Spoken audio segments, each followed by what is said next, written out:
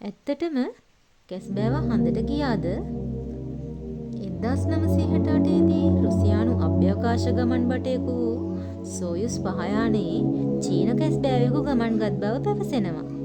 චන්ද්‍රයා වටා ගමන් කර මෙම යානය නැවත පොළොවට පැමිණි අතර මේ නිසා අභ්‍යවකාශයට ගිය පළවෙනිම සත්වයා කැස්බෑව ලෙස හඳුන්වන්න පුළුවන්.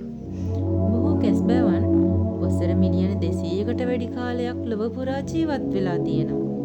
ඒ කියන්නේ ඩයිනසෝර් යුගයටත් කලින් ඉඳන්ම ඔවුන් ජීවත් වෙනවා. කැස්බෑවලෝ අතිශයින්ම පුදුම සත්වයින් අතරින් එකෙක්. ඔවුන්ගේ දිගු ආයුෂ, අද්භූත හිංසෝල් ආවරණය, අභ්‍යවකාශ ගමන් සහ මහා සාගර ගමන් ඔවුන් අසාමාන්‍ය කරයි.